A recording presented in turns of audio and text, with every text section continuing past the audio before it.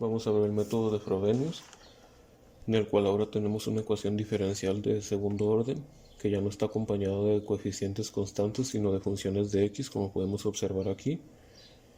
Y el primer paso, como en los métodos anteriores, es pasarla a su forma estándar.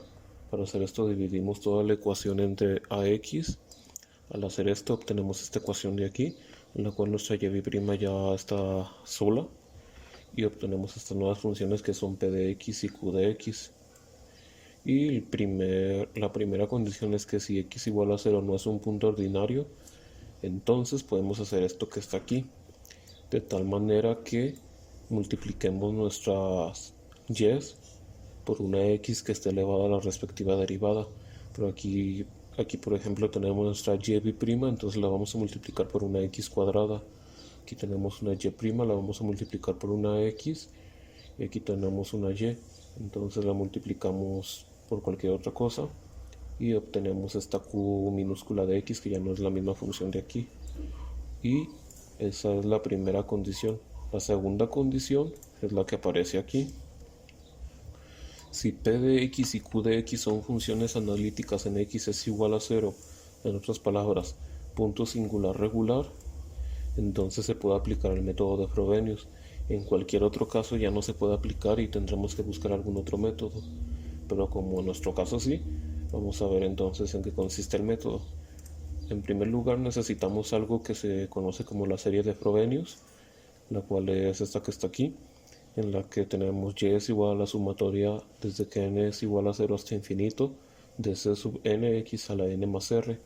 Lo que tenemos que hacer es que la vamos a derivar tantas veces nos diga el orden de nuestra ecuación diferencial. En este caso tenemos de segundo orden, entonces la tenemos que derivar dos veces.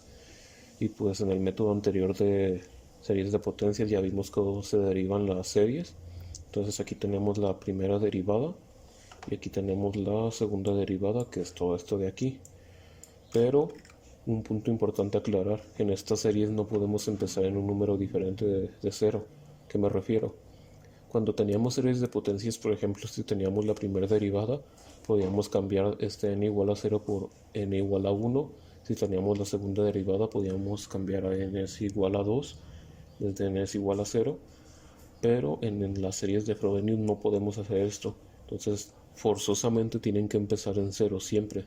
Entonces hay que tener cuidado con eso. El siguiente paso es que ya que tenemos la y, la y' y la y', vamos a sustituir en la ecuación que teníamos al inicio. Al hacer esto obtenemos esta de aquí, en la cual obtenemos todo esto de aquí. Está un poco grande, pero simplemente sustituimos. Tenemos nuestra x cuadrada por la segunda derivada, que es toda esta serie. Después tenemos nuestra xp de x por esta primera derivada. Después tenemos nuestra q de x por esta serie. Y lo que sigue después de eso es simplificar, como lo hicimos en las series de potencias. Esta x cuadrada puede entrar aquí. Si se fijan, se va a eliminar con este menos 2 de aquí. Esta x también puede entrar a la serie, se va a eliminar con este menos 1.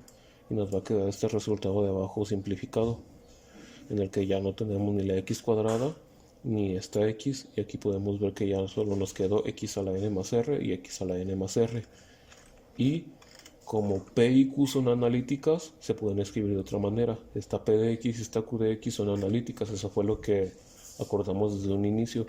Entonces p de x se puede escribir como una serie de potencias, la cual sería p sub n, x a la n, q de x también como otra serie de potencias. Entonces, si podemos escribir esto como potencias, vamos a también escribirlo aquí en nuestra EDO.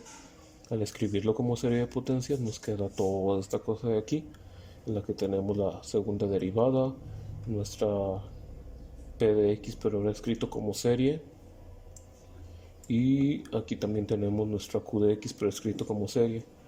Ya que tenemos esto, el siguiente paso es evaluar esta serie, pero la vamos a evaluar en n es igual a 0. Entonces, todo lugar donde tengamos una n vamos a ponerle un 0. Aquí va 0, 0, 0, 0 en toda. Al hacer todo esto, que va a ser un proceso un poco largo, vamos a obtener esto que tenemos aquí. Y si podemos observar, en este término que tenemos aquí, todos tienen como término común c sub 0 x a la r, entonces podemos factorizarlo. Al factorizarlo nos queda esto de aquí, todo esto multiplicado por c sub 0 x a la r es igual a 0. Y dos condiciones importantes es que c sub 0 no puede ser, tiene que ser diferente de 0, perdón. Y x a la r también tiene que ser diferente de 0. Estas dos condiciones son necesarias, no podemos romper ninguna de estas condiciones. Entonces, por ende, lo único que puede ser igual a 0 es esto de aquí. Y nos queda que r por r menos 1 más p sub 0 r más q sub 0 es igual a 0. Esto de aquí es muy importante y de hecho tiene un nombre, se le conoce como la ecuación indicial.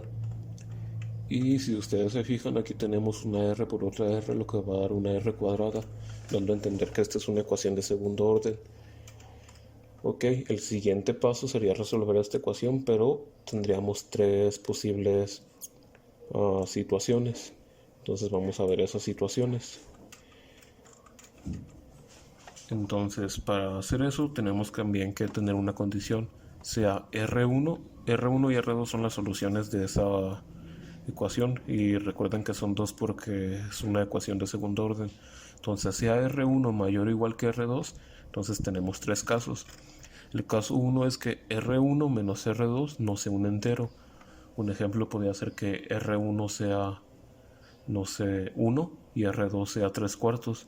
Si hacemos esa resta nos va a dar un cuarto y eso no es un entero. Si llegamos a tener esa situación, lo que va a pasar es que en este caso obtenemos dos soluciones linealmente independientes en forma de serie de Frobenius, que sería esto de aquí. Ese es en el mejor de los casos, pero como sabemos, no siempre tenemos el mejor de los casos. El caso 2 es que R1 menos R2 sea un entero positivo. Por ejemplo, R1 puede ser 5 y R2 puede ser 3. Eso nos va a dar el resultado 2 al hacer la resta y eso es un entero positivo. En esos casos, algunas veces obtendremos dos soluciones linealmente independientes en forma de serie de Frobenius. O sea, vamos a obtener lo mismo que acá, pero no todas las veces. Hay veces en las que solo vamos a obtener una única solución, por lo menos para este método, la cual sería y1 es igual a la sumatoria de cn x a la n más r, pero como podemos recordar tenemos que tener una segunda solución, y esa segunda solución se obtiene de esta manera. Tenemos una constante por y1 logaritmo natural de x más x a la r2 por la sumatoria de bn xn. Esto se hace con reducción de orden porque recordemos que si ya tenemos una solución podemos calcular la otra solución mediante la reducción de orden. Y nuestro caso 3, en el que R1 sea igual a R2 y por ende, por ejemplo, si hacemos esto lo que sea nos va a dar un 0. Entonces en este caso solamente se obtiene una función, la cual sería y1 es igual a la sumatoria de cn x a la n más r, y la otra solución tendrá la forma de y2 es igual a y1 logaritmo natural de x más x a la r2 más 1 por la sumatoria de bn xn. En este caso forzosamente tendremos que utilizar la reducción de orden, ya que solo vamos a obtener la primera solución y la segunda solución sería esta de aquí, pero aquí por lo menos en el caso 2